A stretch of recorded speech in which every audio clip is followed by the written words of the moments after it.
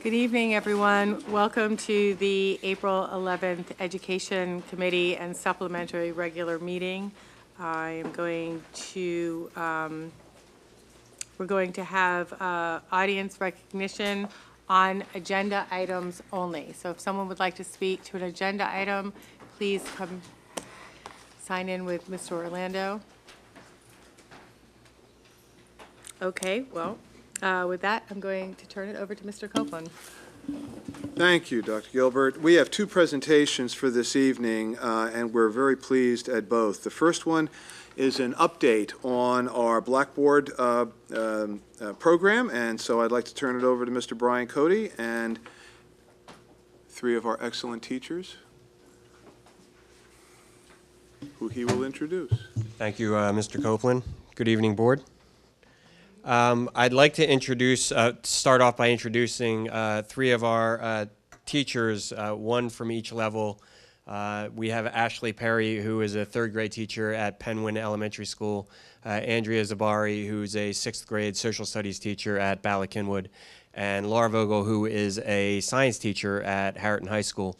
And you'll be listening to their experiences of the Blackboard learning management system that was presented at the CCOB meeting, just to get a feeling and an understanding of how these teachers began working through the pilot 2 years ago and how they are now implementing the use of Blackboard in their classroom with their students. But before we listen to Ashley, Andy, and Laura, I just wanted to give the board a brief little update as to where we were when we started the pilot. So we're looking for a new learning management system for our teachers and students to really expand on their teaching and learning opportunities. So we're looking at an online platform that helps us organize our course content, which helps teachers and families collaborate together in unison, as well as helping teachers personalize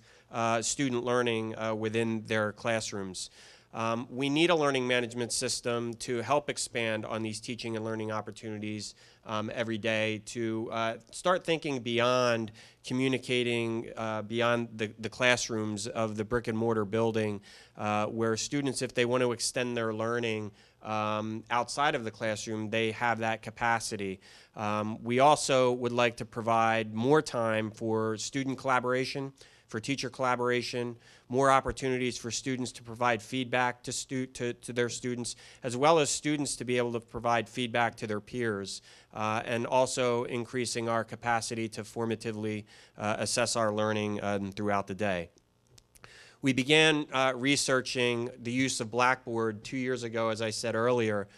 We started off this research component with a committee of 7 members, which included teachers and district administration. And what we did is established a criteria for our application of instruction.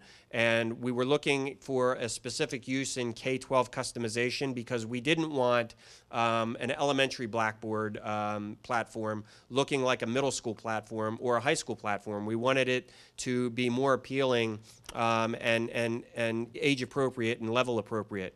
We were looking for something that was user-friendly, that provided a great deal of software integrations, that was also very cost-effective.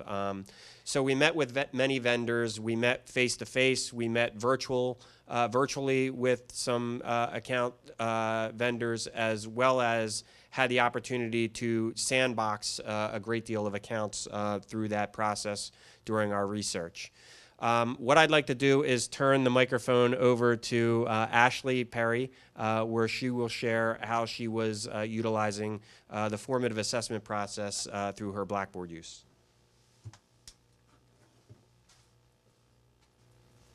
Good evening, everyone. I chose to share how I use Blackboard through formative assessment, and with my third grade students, I used discussions. And so the first picture that you see is, the good old Post-it.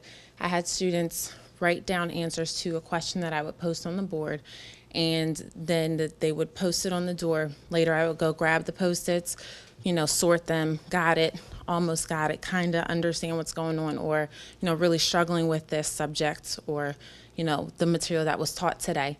And then went back and decided if I'm going to pull them in small groups, if we're going to reteach the entire lesson, or what was needed from there. With Blackboard, I was able to kind of elevate it a little bit and allow students to be more creative with their responses instead of just getting, just a question, answer, response. So the example that's up there is the children were given a question, and within the question, it was a review, like a spiral review of common and proper nouns. And they went and they watched the video. And then after watching the video, they answered the question in blue. And then they had to then go and comment on to other peers. So it allowed them to give that peer feedback and collaboration, which you don't get with the traditional formative assessment piece. And I found that students were really excited to engage in that way. They really liked learning how to appropriately respond to someone else instead of just saying, cool, I like that. They were able to be really specific and say, here's what I liked about it, or here's what you missed, or make sure you try this next time. So I think it's important that elementary students are able to latch onto something when it has technology as a basis at times, because that's a part of their world that they're living in.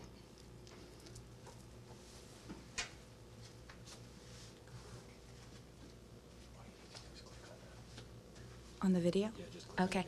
Hi, everybody. I'm Andy Tsabari, and I teach 6th grade at BC, Social Studies and English. And if you take a look, you can see on the picture, a picture of something called modules, learning modules. And Blackboard is multifaceted. It can do many, many things. The one area that has really been successful this year is in learning modules. Basically, it really aims to differentiate for the students in many different areas. So what a learning module is, basically, is you really have the kids work at their own pace independently through the material. It's content presented in a different way in order to be able to reach all the kids. Basically, the kids will take a pre-assessment on the content, on the unit or the mini unit that I might be teaching at the time. It mixes some blended learning, like flipped learning inside as well. And the kids watch a video, which is how the content is delivered, usually a video that I create. And then they go through the content activities that I might set up. There's a mixture of collaboration, independent learning, as well as teacher small group instruction. What this allows for is the kids to really progress through the content at their own pace. And at the end, you have strong differentiation in the classroom. So some of the kids are going to be working ahead, will go through the content because they mastered it very quickly. And then they get to work on something called Genius Hour, which is passion-based learning. The kids will explain that in the video. And then some of the kids really need face-to-face, and they need the option of asking for that help and knowing that they need it. And also, if we know that they need it, we gather them in small groups. And so the video may not be good for them. They need another method, so it allows for that because I have more time in the class. And really, you'll see the kids explaining it a little bit better. But that's basically learning modules. So I'm going to click it. There, I think it's going.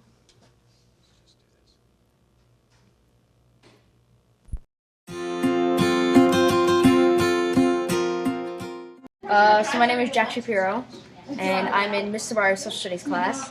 And what we're working on right now is modules. And what you're probably going to ask is, what are these modules? So the way it works is you sequentially go through the modules. You start with module 1 all the way to module 4. And the process in the independent modules is Ms. Sabari gives you a video, or some teacher does. You go through it, and through the video, you take notes in your journal, and then she asks you questions at the end, and then you answer the questions by taking your notes so you can learn more about the information and more about the government that you are learning or whatever you're learning for the modules. Then you do an activity. So you're asking what's the benefit of this over just her standing up and teaching it? Well, you can work at your own pace, meaning those who work quickly can go through it faster and not be held up by other people, and those who are having trouble in a particular module can slow down and understand the readings better. So the modules are really cool because we can sort of work at our own pace. And I think it's really great for me because I'm usually a fast worker, and this way I don't really have to wait for the rest of the class to catch up. It's also really great because people who need a little extra help can get help from Ms. Zabari. and it really benefits everyone of all learning styles and abilities. Class, and we've kind of divided the work into 3. So Sean, I'm finding the picture, and he's looking up some extra information. I'm looking at Miss Sabari's YouTube video and getting the information and telling Daniel, who is Writing all the stuff down on the slide. on the Google Drawing, and we are coming up with our timeline, which we've started, which we're starting out with Khufu, and yeah, we're just going to keep that plan for the whole time. What do you guys I like independent modules because concepts that I get faster I can go through once and be done, but concepts that take me longer I can go through as many times as I need to without feeling rushed by, say, group mates. And the independent modules just make learning easier. So with this in mind, people will finish at different times for other people. So what do you do when you're done? Well, we do something called Genius Hour. And Genius Hour is when you research and create a project on what you want to know. And my passion is coding. So for my Genius Hour project, I'm doing what is the most effective way to teach coding. And if someone else's passion is dance, how could dance be incorporated into physical education curriculum, like a gym class curriculum.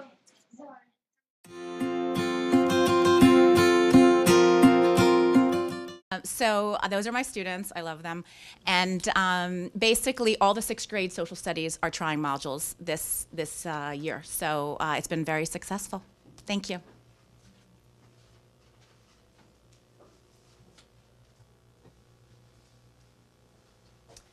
Hi, I'm using Blackboard in the high school science classes, and I use it with 9th, 11th, and 12th graders.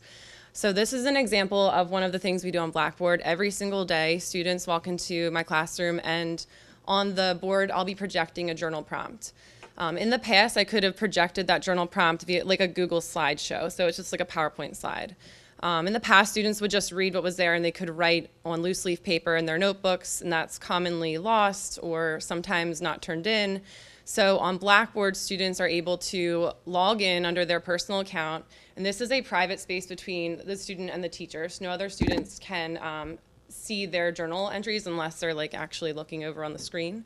And you can see this is just an example of one of the prompts that my students answered, but a couple of the things that it's allowed us to do is to be really efficient. So when students come in, instead of spending time like pencil to paper, we still do some handwriting in class, but this really speeds up the warm-up process for us, and it allows for increased literacy. So a lot of my prompts now are interactive, where students can like click a hyperlink to an article. There's maybe like a data set there, so students are able to actually go online and access other information rather than just read a screen and have to make some analyzations from that. So efficiency is one of the biggest things. Also accountability. So students are accountable for all of their journal prompts. So if a student misses a day, they can access these from home if they're absent, which is really convenient. And you can see on the right-hand side, that's for the teacher to give feedback. So if I wanted to grade it or give personal feedback, it's really quick and easy for me to go in and just type a couple comments back to them,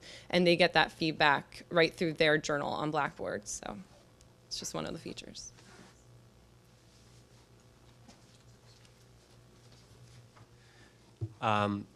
First of all, I'd really like to show an appreciation for Ashley, Laura, and Andy. They've been working with the pilot for the past 2 years and have just taken their experiences to completely different levels. The expectation was just to become familiar and comfortable with Blackboard, and I think that maybe they've exceeded maybe their own expectation as to where they could have went, just being able to do phenomenal things with the students, and just really applaud them for carrying this through and creating excitement for other teachers and kids. What are our next steps? We're just looking right now this year for permission from the board to continue using Blackboard, and with your permission, we would be able to negotiate an agreement with Blackboard to continue moving forward. If that is the case, we're looking to migrate Blackboard to Blackboard from our multiple learning management systems such as Schoology, where teachers sometimes use free accounts, looking to remove eBoards, which is a platform that our K-12 teachers are currently using, really a one-way communication to share with parents, so no two-way communication, as well as our Moodle, looking to migrate away from that, and to look to continue teacher-led professional development and professional learning around the use of Blackboard, and really starting to look at possibilities of more blended approaches with our teachers. And for the 17-18, really looking to migrate then to one system for our learning management platform and continue with our teacher, leader, facilitated professional development. So just looking at a couple of our next steps. So with that, we're open to any comments or questions that you may have. Thank you very much for the presentation. Thank you all for being here this evening. Are there any questions or comments from board members? Thanks. It was a great presentation. Just a question in terms of transitioning into Blackboard. Do you envision a like a step-by-step implementation or a full-scale implementation all at once throughout the district? Have you given thought to how that would work? That's a great question. We started our pilot with a very small group of teachers year one when I first came into Lower Merion, with just a discussion of, what does flipped classrooms look like? What is it? Our first year of the pilot, we had 27 teachers, very specific, that were interested in trying Blackboard. This past year, we actually opened that pilot up to as many teachers within the district that wanted to join and become familiar with Blackboard. We, in our pilot year, ran 24 classes within Blackboard, our first year of the pilot. This past year, we're now up to 618 classes running in Blackboard. So we have a great deal of teacher capacity who just wanted to try it and see where they were at in terms of a comfort level. We've had some teachers starting to migrate some of their eBoard content over, some of their Moodle content over. So we progressively had this transition over the course of 2 years, and we've had teachers who have just logged in to see what it's about and starting to work with our teachers. So our capacity is very large right now. Next year, if the board so wishes to move forward, we would have a migration year of beginning to just move. The expectation would be to just move your eBoards and Moodle over and start learning how to navigate and providing that continued professional development for our teachers next year to become comfortable and to become familiar with a new tool and supporting them through that way. But we know that we have a great deal of capacity right now with our teachers and our students. The parents need training or instruction in how to use it in terms of, since it would be replacing eBoards? We would offer online tutorials. We would offer evening sessions, much like Mr. Frazier offers a lot of the parent seminars around the cyberbullying and the Google apps. We would definitely offer the training and tutorial sessions and face-to-face sessions with our parents during an evening to come out for Blackboard, how to access the content that's going to be there and how to navigate.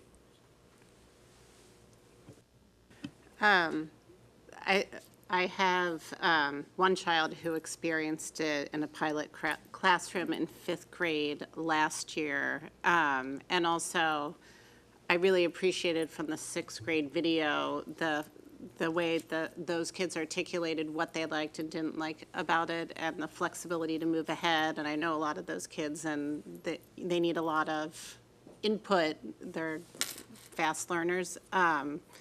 And so it seems like this is a tool that could greatly help reinforce a goal in our strategic plan around, kind of letting an individual or this student-led learning and a lot of flexibility in the curriculum.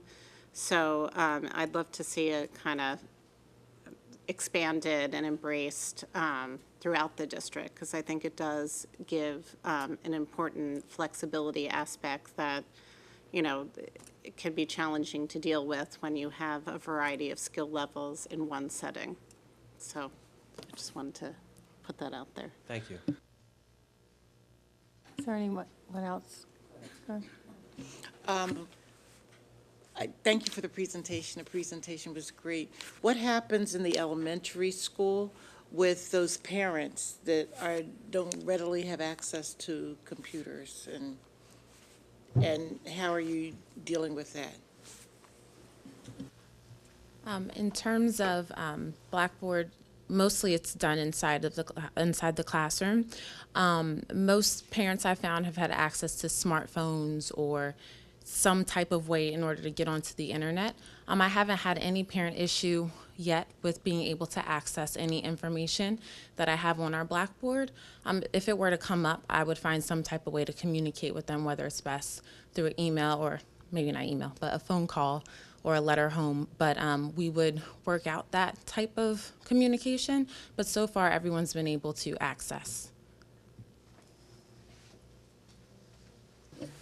Thank you for the presentation. I have a question about the modules, I guess. It seemed to me, and if they come pre-written, so I guess you pick the modules for whatever, or can you write your own modules? What's the flexibility in either coming in a can or versus you writing your own? Great question. I created all the modules. So they're absolutely activities that I've already done and things that I've been doing for 18 years.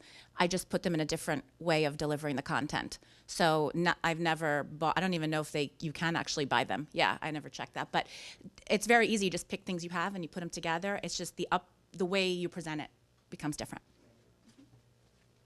Mr. Driscoll, just to comment a little bit further on that.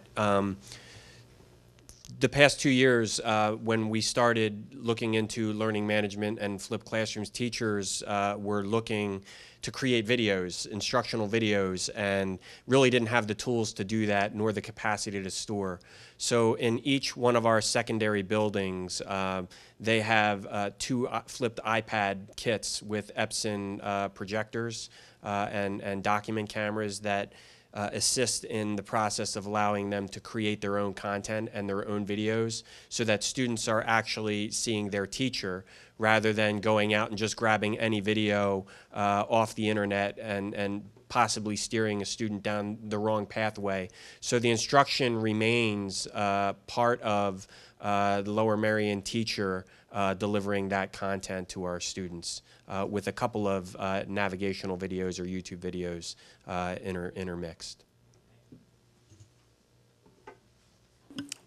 I have a question. I know that with the e-boards, they're public sites. So if you go to any of the, or at least the elementary and middle schools, if you go on, you'll see, this teacher's e-board, and you don't need to sign in to get through that. And I know anytime I've used Blackboard, it's based on, you have to sign into Blackboard. So is there a public sort of face to Blackboard the same way that the e-boards are public as well? I mean, assume that would be, or are parents going to have their own sign in separately from the students in order to get on there? So we would generate a link on our district website to access the Blackboard, and the integration between Blackboard and PowerSchool. So I would be working with members of Mr. Frazier's department where we could do an LDAP connection. So how parents would log into their PowerSchool would be synonymous to how they would log into Blackboard. So it won't be a public. So it won't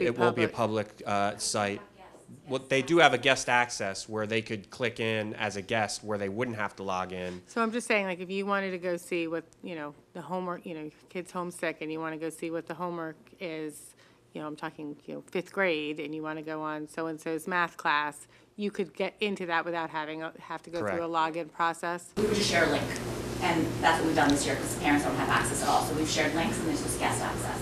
I see, okay. And if they wanted to get more specific in looking at their child or student's No, I grade, understand they you're could- saying it's going to link through to Power School, which is great, but I was just wondering if Right. there was like a public, There's a Yeah. guest account and then a private account if you want to look at more details of your particular Okay. child or student. Correct. all right. I'm But sorry. it will be different. It won't be as simple as just going to the power school. It'll be a little, you have to go No, through Power one more School's step. different, no, Power School, I you don't mean actually power have to school. sign, you No, mean the e-board. I mean e-board. That's what Yeah, I'm because saying. the That's what e-boards, I'm you saying. just It click will have a on. different Right, look and a it'll be a different little feel. different. One more Yeah. step, I think. I just want to say I currently, on my e-board, I have one tab there that says "We have moved," and there's a link that click on that link and they go straight to my Blackboard. And so they're able to get that public access right away. But there are tabs where the students have done a discussion, they can't see that because Right, that's it's for private privacy. data. But they can just Okay. easily click and get there. in So that you way. could, so a teacher could decide, this will be completely public content, Mm-hmm. and this is content that you would need to be able to sign in. Yes. Yeah, okay, that makes sense. Thank you. I'm sorry, are there other questions? I sort of jumped in there.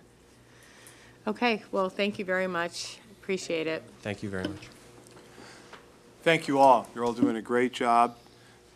Just remember, we have policies on intellectual property. Anything you create, we own, and we, it's just a joke.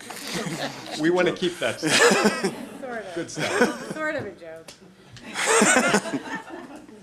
Thank you all. Thank you very much. Thank you. Have a great night. Thanks, Mark. For our second presentation, we'd like to update the board and the public on the progress of the strategic plan. As the board and members of the public know, that one of the things that this is one of the top priorities that the district has for itself, for the superintendent and the administration going forward. One of the things that we've been looking at throughout the year is how to continue the strong approach in strategic planning the district has used over the last year and a half, but also apply some metrics for growth. And quite frankly, for looking at opportunities to say what things aren't as much as what they are. So one of the things that occurs in a strategic plan that's as global and as forward-thinking as this is a tendency to say, well, everything we're doing is already fitting into that. And what we really want to be able to do is make sure that as we move forward, we're very purposeful and we're very specific. And so I'm very pleased to introduce the folks that have been working on the strategic plan program from the leadership team, but also to introduce later in the presentation Dr. Christina Paul, who is newly hired as a special assistant for program evaluation and has been instrumental in really putting together a nice design for the evaluation and for the record keeping of the metrics as we move forward. So with that, Megan Schaefer. All right, thank you. Good evening, everyone. I'm pleased to be back in front of you to talk about where we are with our planning work and to give you a little bit of an overview for folks that need an update where we've been and where we are right now. I'm going to start with that, and then I'll be turning it over to my colleagues here. It's really been, I don't know whether we planned it this way, but following a presentation like Blackboard is really inspiring, I think, for us, and kind of is a real good way to show like where we're headed as far as our vision. We're looking for ways to engage students in a future-oriented way. What speaks to students? What tools do they need? How can we deliver what we do better and more efficiently? And an engaged environment for students. So I'm really pleased to be able to follow that lead today. And I'm going to, again, start with a little bit of where we've been. Many of you have seen this design, and I think it's really important to reiterate that the core there, our steering committee, is a group that convened 2 years ago in terms of, and were brought together for the purposes of developing the plan, coming up with what ended up being 5 bold statements, which we now refer to as our pathways. But they were and continue to play a really critical role in our work. And as you see there, it's a group representative of parents, students, board members, administration, and teachers, importantly.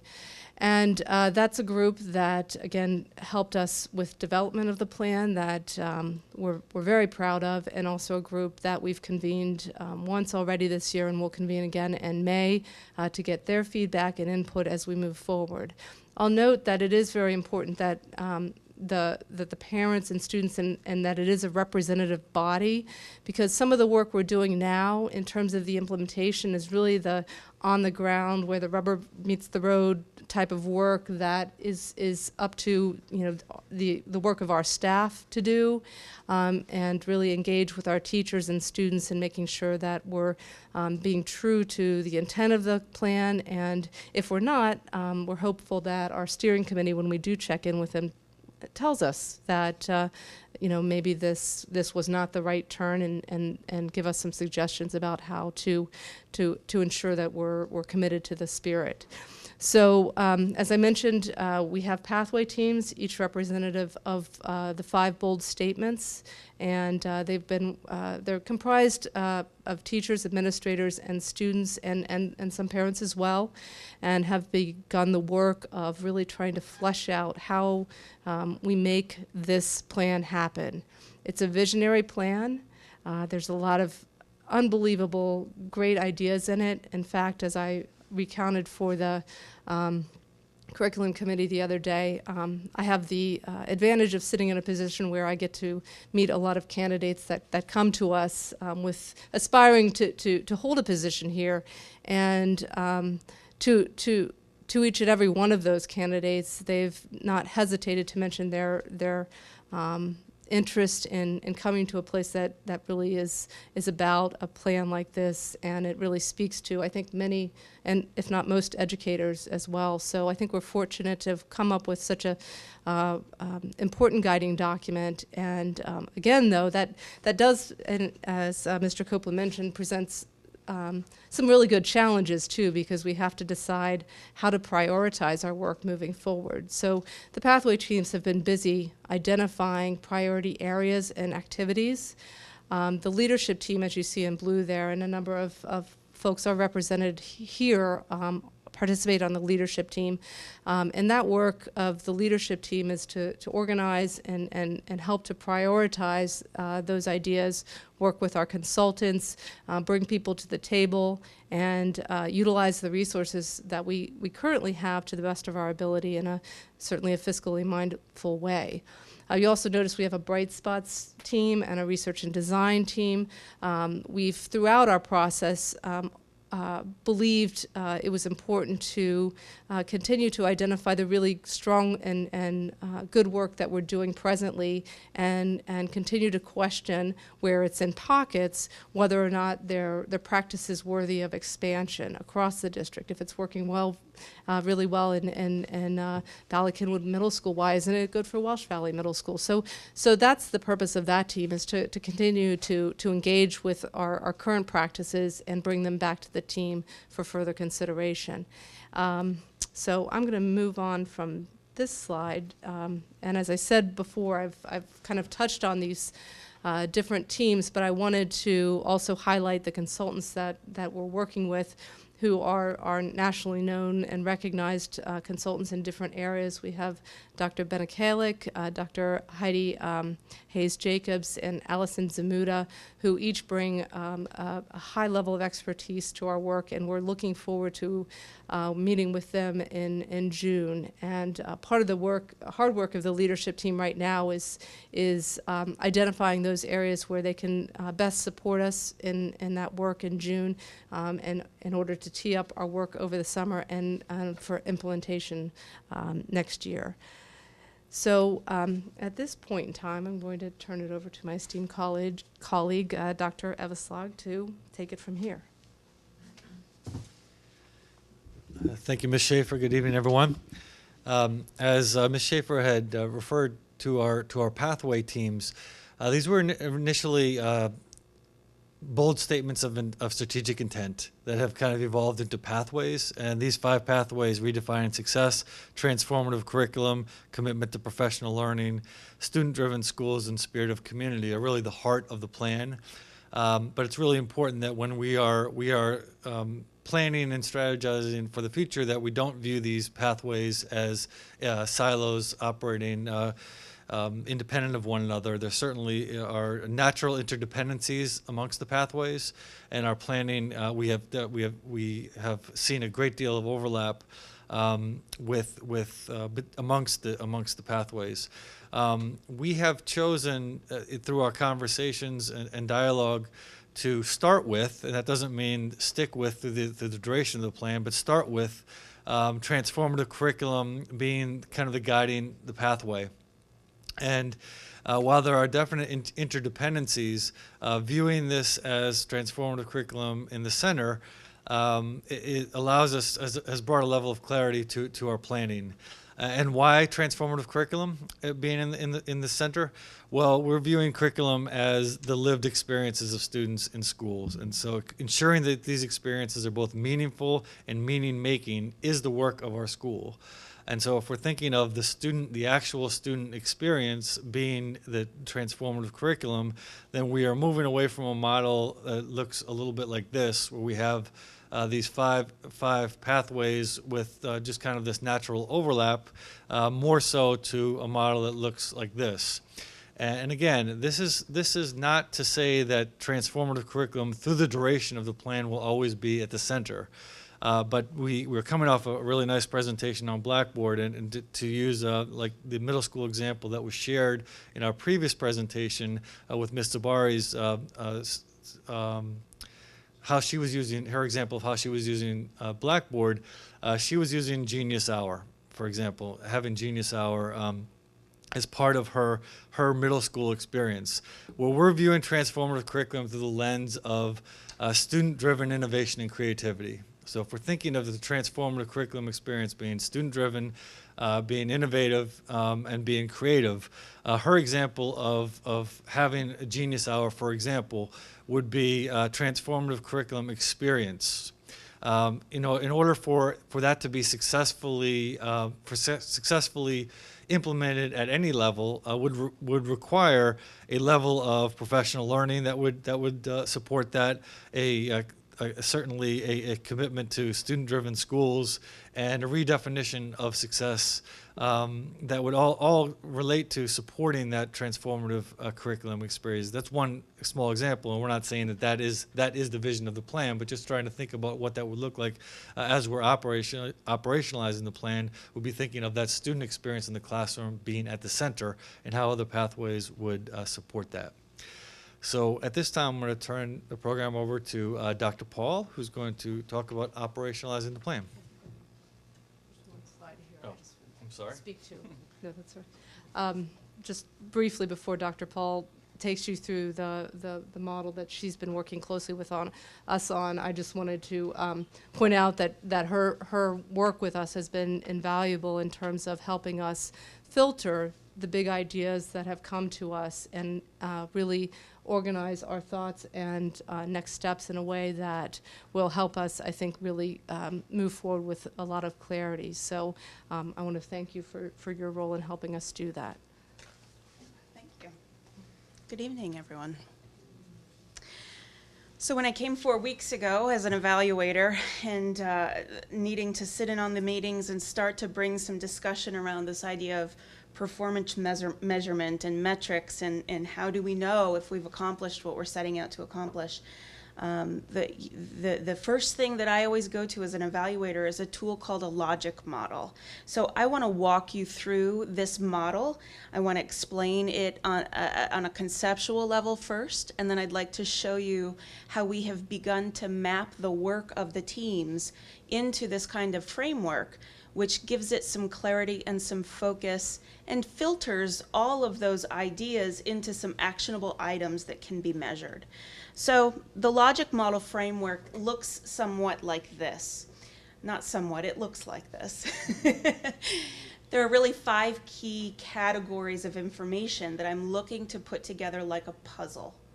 And I often like to think of this as a story. It's the story of a program or an activity or an initiative. And the story that I want to hear about is, what are we doing and why are we doing it?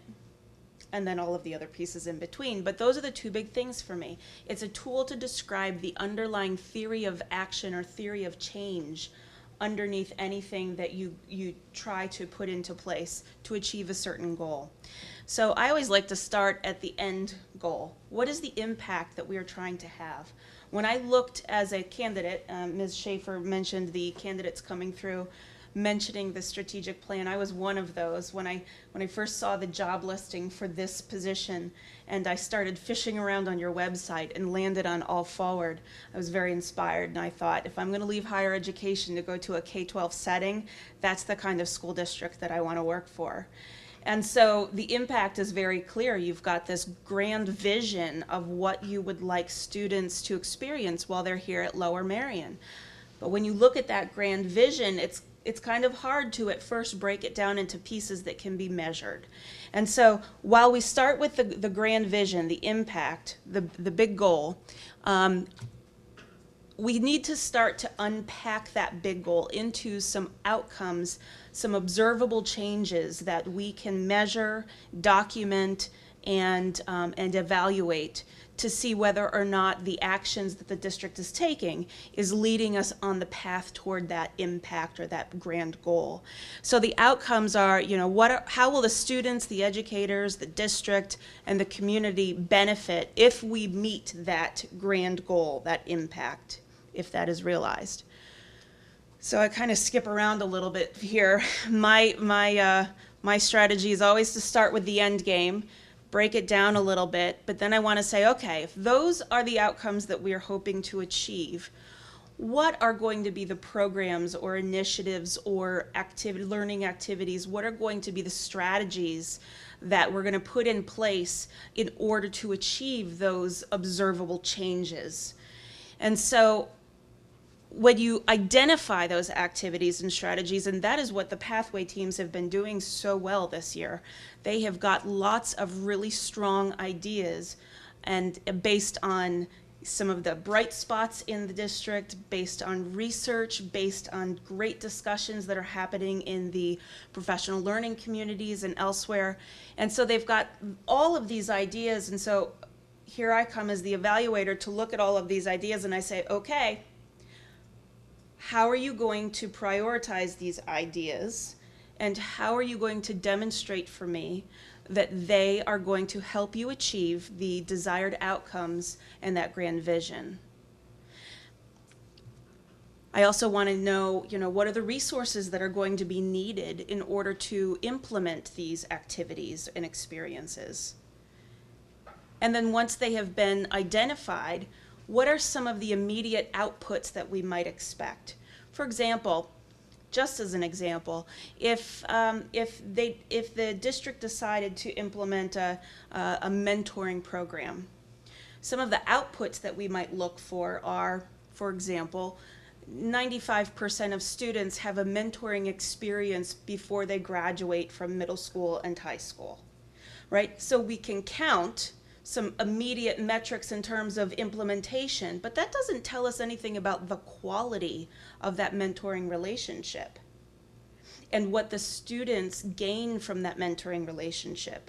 So the outputs are great for kind of measuring what has been done, but then when we look at the outcome measurement, that's where we're looking to see what has actually been gained from being involved in these experiences. And most importantly, how does it all fit together? So as the pathway teams are now going through their list of ideas for how to implement this grand vision, I'm asking them to tell me, if you're discussing this project, this strategy, how does that help you achieve these stated outcomes and this grand vision? So this is serving as a filter for us. So I like to conceptualize it as, we will live the bold statements through purposefully selected programs, initiatives, learning experiences. And we will measure the progress through the outputs and the outcome of the work, the outcomes of the work. So let me now show you how I've started to draft the work of the planning teams into this kind of logic modeling framework. And I want to emphasize three things actually. The first thing I want to emphasize is that this is something that is dynamic and will change as I continue to get to know the group and the vision, and I'm listening and observing and hearing the work that they're doing. This draft of the MAP logic model that I'm sharing with you tonight will be dynamic, will change with their feedback and with their direction. The second thing I want to point out is that this is a high-level conceptual document. It is not intended to be a step-by-step map of action. That will be in a companion document that will provide much greater detail in terms of step-by-step actions that will need to be taken, who will be responsible, what those outputs will look like, what the timelines are, et cetera, et cetera. But as a guiding document, this kind of shows me, and it shows you, I hope, how it will all fit together. I said three things, but I forgot the third thing already, so maybe I'll think of it in a moment.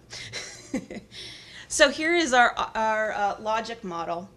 And I'm going to just describe for you how, if you were to follow this hyperlink at the bottom, you would go to a live website where you could zoom in and out of this logic model and continue to manipulate it.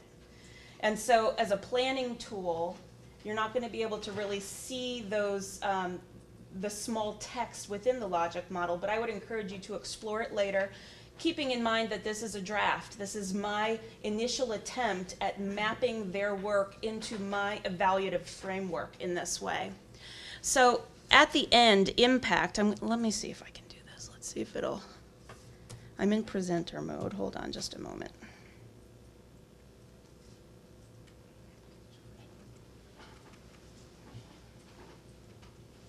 What do I need to do? Control, I'm a Mac user.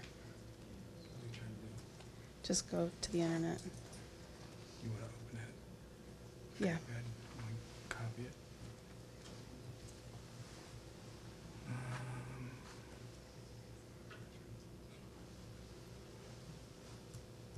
Thank you. All right, so I'm going to drag it over. Okay, great. Because the screen's extended. There you go. Awesome. Thank you. It's always great to have tech in the room. Thank you, Mr. Fraser. Sorry, I got in the way there, Megan. No. So I'm going to go full screen with this. So at the end of the logic model, remember that's our grand vision, our impact. And so as I worked with the group, I kept asking them, what are the goals that you are trying to achieve with these different pathways? What is the end game? And my current thinking about what I am hearing is that the LMSD community is to provide a transformative learning experience that is self-driven or student-driven and facilitates creative productivity. And creative productivity is a phrase that that I landed on because I kept hearing the terms creative. What are the experiences going to lead them into creativity? Is it going to lead them into innovation? And I kept hearing things like the maker mindset and design. I'm totally blanking on the word now. Design-based thinking, right? Yeah, design. I thought it had to be more complicated than that. Design-based thinking and planning. And these are all examples of creative productivity, producing something new and innovative and using critical thinking to get there, critical and creative thinking to get there. So in any case, this seems to me like this is the goal. This is what we're aiming toward. So now I'm going to zoom back out, orient you back to the full model. And now I want to zoom in here on the intended outcomes. So you'll see these 5 bubbles here. And you might realize right away that these are the 5 pathways. And within each of those bubbles, you're going to see the narrative that comes directly from that guiding document. So we will shift from content area silos to a connected curriculum that prepares students to transfer knowledge and thinking strategies across disciplines. We will shift traditional structures in the school day and school year to flexible and fluid time periods that allow students to explore relevant content and interests without the barriers of class periods, walls, and buildings. So when the team starts talking about a learning management system such as Blackboard and whether or not that fits within the strategic plan, I will come back to the team and I'll say, does that achieve this for us? Does this get us there? Does that help us shift from content area silos to connected curriculum, preparing students to transfer knowledge and thinking strategies, et cetera, et cetera, et cetera? So you see where I'm going here. So this becomes a filter for prioritizing and deciding what does and does not belong within the purview of the implementation teams. So I will not go through the process of reading all 5 of those bubbles for you, but you see where we're going with that. So now as we move into the bold actions, you'll remember on the logic model framework that I shared with you generally, we call these activities, but it's much more than that we're doing in this district with the strategic plan. So we determined bold actions was a more appropriate label for this column. And so as I read through the documents and the planning tools that they've been using and the ideas, I found that I was hearing 8 themes that they were describing. And so the first one, building supports for capstone projects, where they will develop systems and structures to support capstone projects that are student-driven and require creative productivity. They're currently talking about designing a new schedule where the learning would be restructured in a schedule that would facilitate self-driven creative productivity for students, educators, community members. Designing spaces that could be physical spaces, they could be temporal or even virtual spaces that will drive student-driven creative productivity. Designing interdisciplinary connected starter projects that are curriculum-based and inspire creative productivity.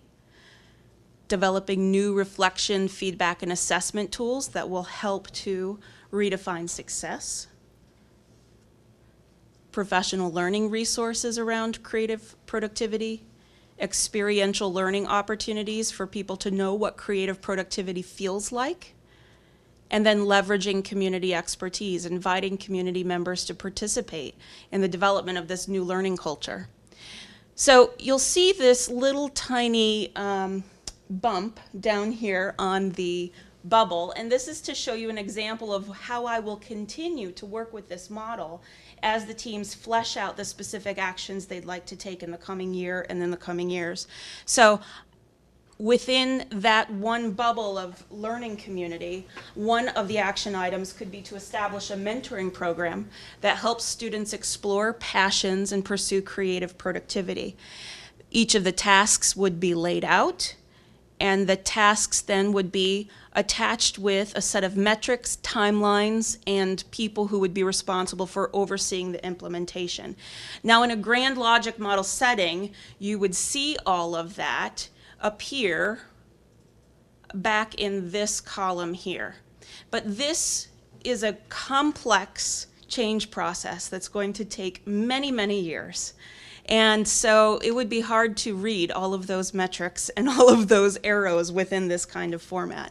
So I'm hoping that you will see that the activities are mapping onto the intended outcomes in several ways. They're touching on all of the different pathways, all leading to that shifted learning culture in the very end. And the details of the resources that will be required and the measurements of progress that will be required, those details will fall into that companion document so that this doesn't get too messy. So I'm going to turn it back over to Ms. Schaefer, and we will need some assistance perhaps with the final slide, or maybe you know how to do it. I'd be happy to have Mr. Fraser help. Just err on the side of caution. I I just need that one. Yeah.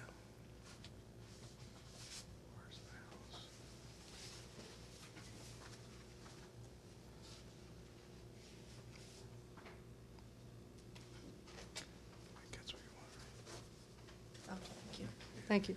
Yeah. So, Dr. Paul, thank you, Mr. Fraser, had mentioned that together with the logic model, we will have an underlying companion document that will really get into the nuts and bolts of how we will accomplish the tasks. What is circulated to you is really the same thing that's being projected. It's just maybe a little bit easier to read. Though I will say the purpose of this is to give you an example of what it will look like. It's not been thoroughly vetted and complete from the standpoint of what our specific action items are, but it does give you a good sense of what that underlying documentation will look like. And there are pieces of it that aren't actually, we weren't able to fit on that page in front of you, but the intent is that it will serve really as the detailed roadmap that those that are responsible for the implementation have at their side, and that we can check back in with and ensure that we're meeting timelines and expectations, and that people are designated with responsibility to follow through. So that is the document that's in front of you. And just to conclude, I guess repeat, I mentioned earlier that the steering committee will reconvene in May, and between now and then, the leadership teams and pathway teams will be working very hard to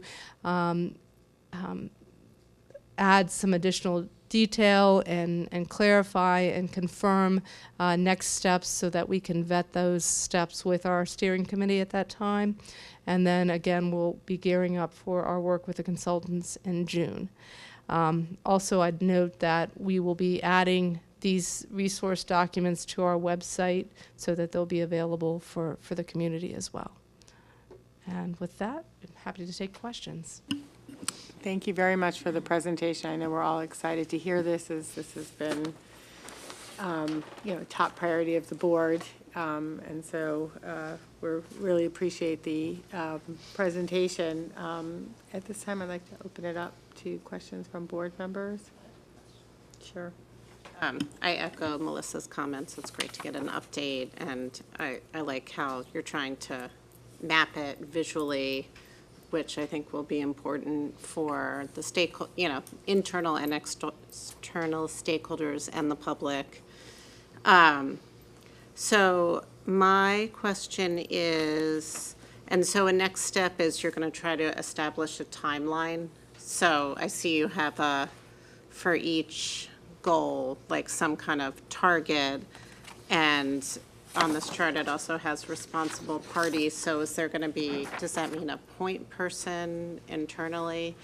And sorry, and just to pile on one additional question. Sure. I'm excited that there's this emphasis on design, collaborative spaces, maker spaces, and I like some of the implementation steps in here.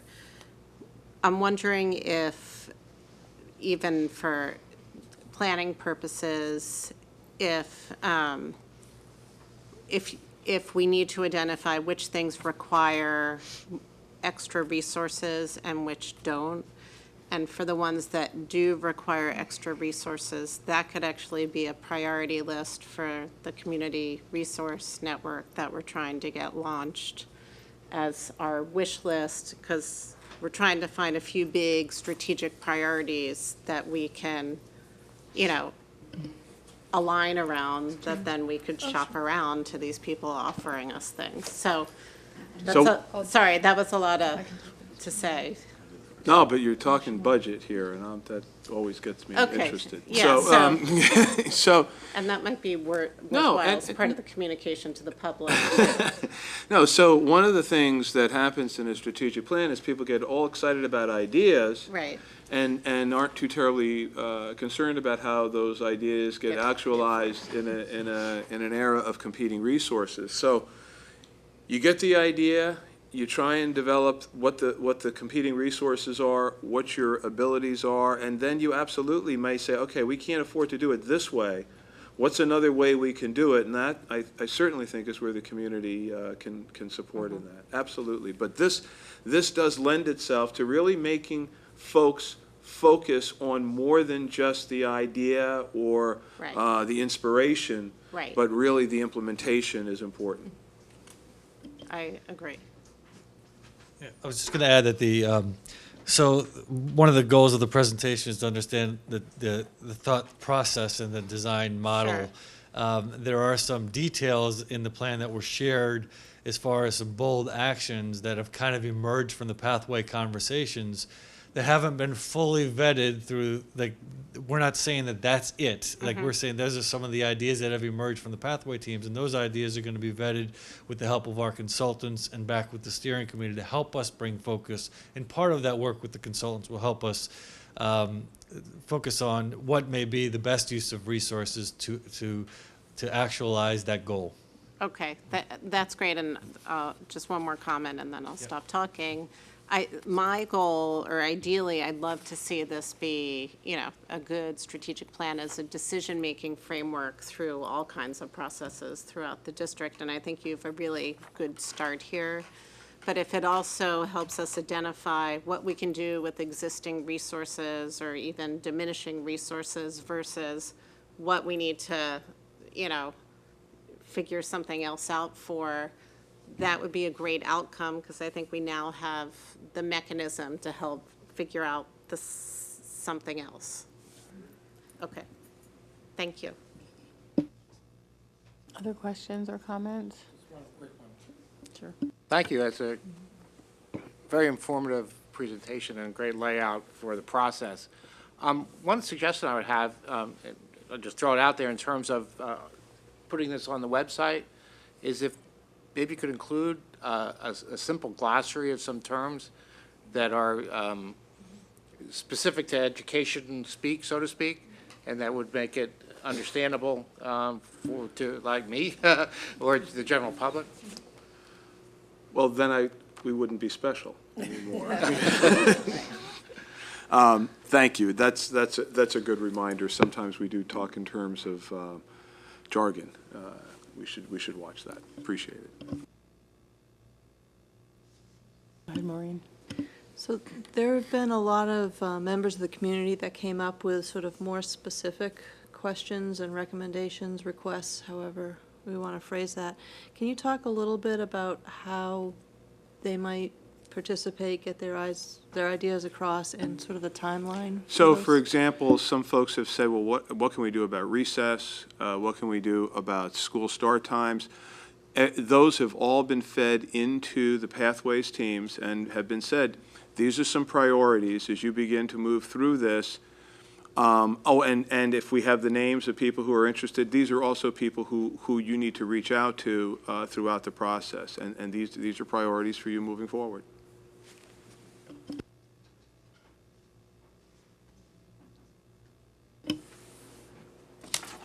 Thanks.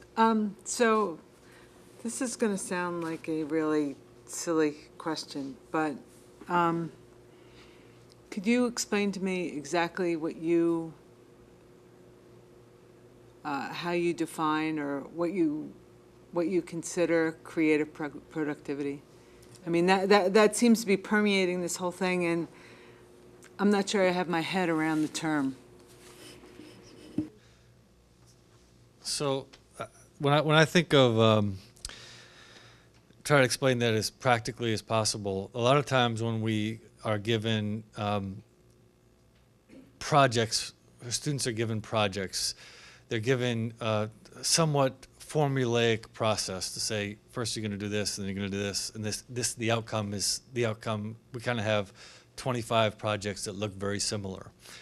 Whereas the student-driven creative process would be, this is a learning outcome. If you take a physics example, like in physics class, this is a concept in physics that you want to demonstrate understanding.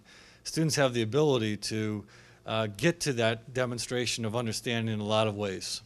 And I may be understand it more through something in athletics because that speaks to my background, where someone else may have a musical perspective to try to also demonstrate that same concept in physics.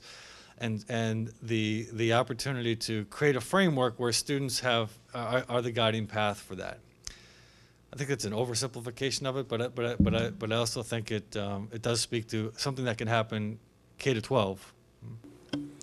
Can I follow up on that? Because I think part of the, I don't know if this is part, but productivity is language used in management circles more than, at least in higher education circles. Like when I think of productivity, I think of it more in management terms, and I don't think that's what you mean. Like I think you're talking about creativity, and I think you're talking about knowledge production, and I think I'm not sure, but those are the kinds of things I would think about. And I think that may be. You want me to answer? Yeah, sure. So Go for it. here's what I'm looking for. I think one of the major steps that we've taken with this logic model and with this ability to begin to synthesize and actually define what we mean is that we take the phrases that are used and back them up with exactly the question Diane asked. What did you mean by that? And now that you've told me what you mean by it, show me what it would look like if it were happening. And once you've got a model in place that forces that kind of discipline, then you turn it from a phrase which we think we all understand to some actionable steps that we can agree on. And so that's what you do. So for some people, creative productivity means transfer. I learned something in this particular situation, and I can transfer it creatively to a different situation. Some people might look at it as a paradigm shift. Some people might look at it as an accident occurred, something happened from it, can I turn it into something productive? And I think I think people are interested in kids being able to do more than regurgitate information. They want them to be able to think creatively, and they're trying to put that into words that gets them beyond sort of step A to step Z. Is that a fair assessment? Shake your heads. Very fair. Thank you. That helps a lot because it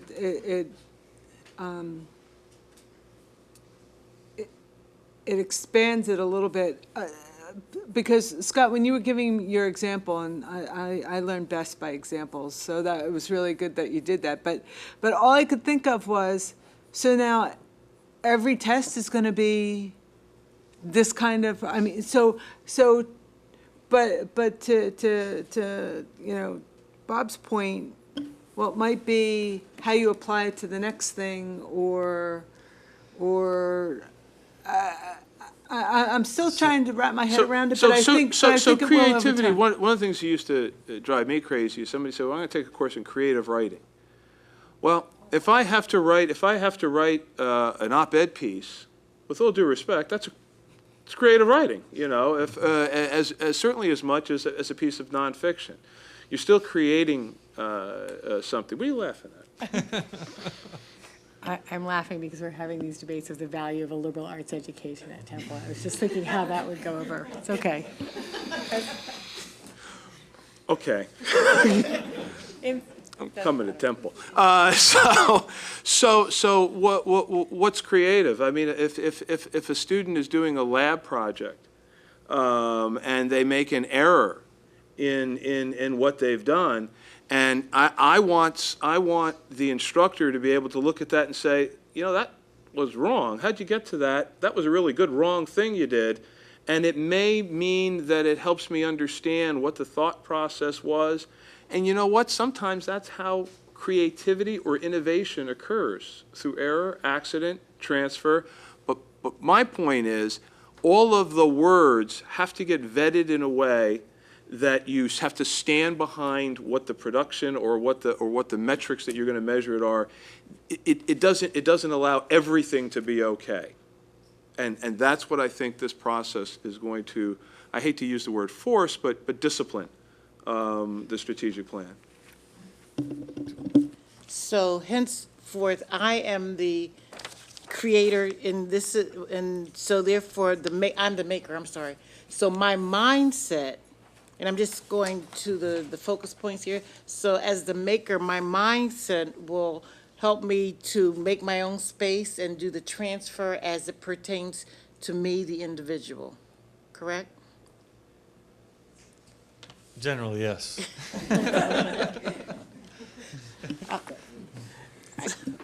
I just wanted to add, these spaces would be very useful right now for the PSSA opt-out kids. So I think it'll be good to get these implemented soon, just because it's hard to manage that, and, there's a lot of chatter about what to do. And so I'm just trying to connect the two items, so maybe they go up on the priority list as a kid management tool.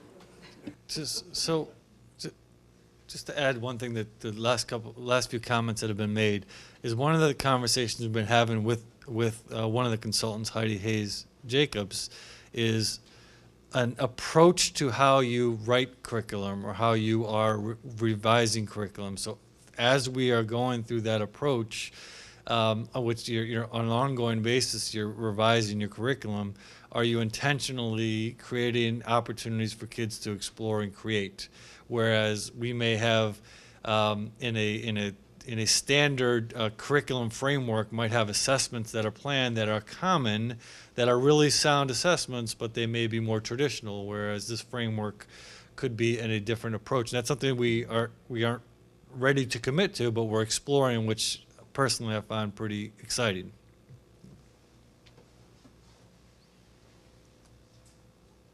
I forgot for a moment, are there other questions or comments? Sure, Suba. On the all students will specialize on an interdisciplinary capstone project at each level, do you mean each level like each grade level, or each level like each elementary, secondary? So again, this was an idea that emerged from one of the pathway teams, and we've approached this. We brought it forward to the consultants, and they're excited about it. But we were thinking a capstone project at the end of the your elementary years, at the end of your middle years, and at the end of your high school years for all students. So we're going up from the lens of what are those creative, self-driven experiences that all students would be a part of. Are there any other? Go ahead.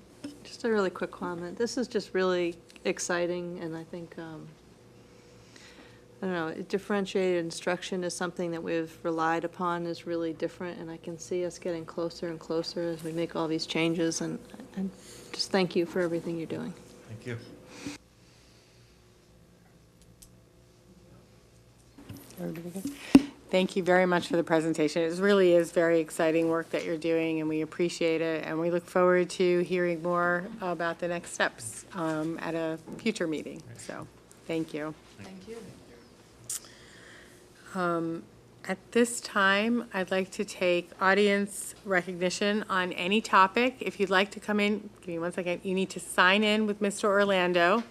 So if you just, when you come up to the podium, if you could please say your name, generally where in the district you live, and then there's a 3-minute time limit.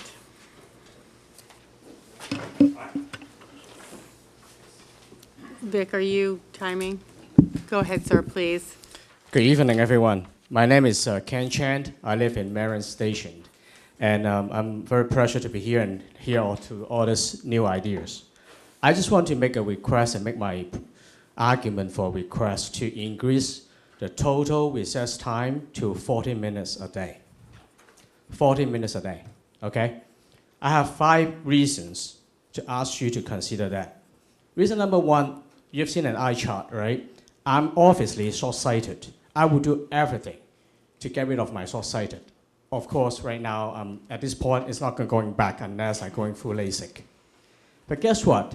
There's a study for American Medical Journal Association study that if for kids who have spent 40 minutes outdoor, the chance of having short-sighted is 3 times less. As a country, in 1970, our associated percentage of the population is about 25%. Today is 41%. How's it compared to other countries? In Asia, it's about 80, but one country in particular, Australia, they are at 17% for all the population. Why? Because the kids spend a lot more time outdoor, and that helps their eyesight. Point number 2, social. You talk about having interdisciplinary, people work together, creative new things. Totally agree. Look at how Google does it. Google people spend 80% of the time doing what they need to do, and they have one day in a week getting together to do their own project. They got a break, they got a recess, so that the smart people can come together, come up with new ideas, innovation, whatever you call it, new stuff. That really helps. Having kids play together should be part of the curriculum to encourage them to exchange ideas, play around, play rough on each other, try new ideas, make mistakes so that they can learn socially. They can also learn how to work with each other and also challenge each other's assumptions. Number 3 and 4, kind of related together, concentration and stress. There's a study by Harvard saying that looking at 1,800 middle school students, the finding was still performing better, like physically, perform a lot better academically because the concentration is better, ADHD better. And our body was built, to play around, and especially kids, they have lots of energy, they need to release the stress. Last but not least, point number 5, is passion. You talk about having student drive initiative. I believe that, having the time for kids to play around and figure out what they want to do is far more important than what we tell them, because guess what? In this century, it's not necessary to remember a dictionary because you can just ask Google. Believe it or not, kids will say, ask Google, right? Memorizing knowledge in classroom is not as important as the kids have passion to do what they do. So based on those 5 points, I sincerely ask that your board to consider having 40 minutes recess time total in a day. Thank you. Thank you very much. Vic, who's the next person? Amy Klebstein. Hi, Hi. I'm Amy Klebstead. I live in Bryn Mawr. That was a great introduction for me. I have 2 children at Gladwin Elementary School, one in the 1st grade, one in the 3rd grade, and a 2-year-old who should be enrolling there, and unfortunately not for 3 years. But I am here on behalf of a large number of concerned parents at the elementary school level about the limited amount of recess our elementary school students have. We've had a petition circulating that currently has 465 signatures, the vast majority of which are Lower Merion Elementary School parents, requesting that the school district consider adding more recess to the day. There's been a great amount of research, a vast amount of research in the last years showing the importance of recess for children.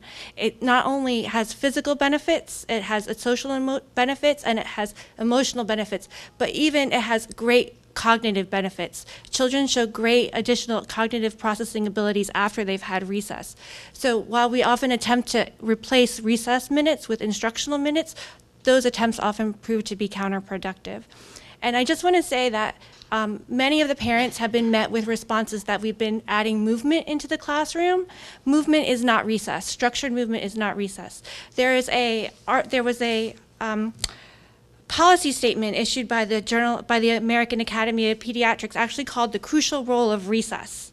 And they explicitly speak about how unstructured recess is drastically different for a child than any type of structured movement. So bouncing on balls in the classroom or doing jumping jacks is not the same as an unstructured period of time where a child has a choice as to what to do during that time. And recess is really the only opportunity that those kids get.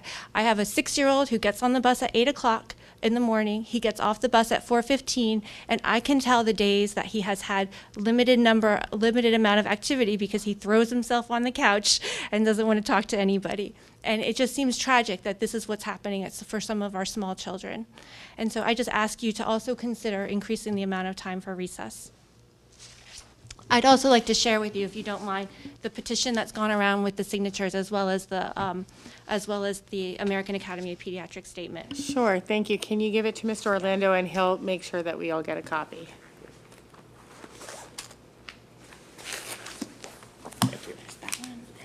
Thank you. Ruth Jenkins. Thank you for your time.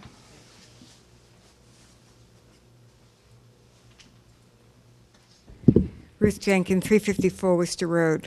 Recess is also good for older people, supposed to be showing less dementia. So wherever you go. One question that I just had was, what was the cost of the Blackboard? The Blackboard program. There was no cost discussion. We will have cost discussion in the purchasing committee, so. And the part of the request in curriculum was for them to begin to negotiate with them on that. So they really don't have a final cost yet. Okay, thank you. We'll report that in the various committees and then before we take a vote on it. Thanks.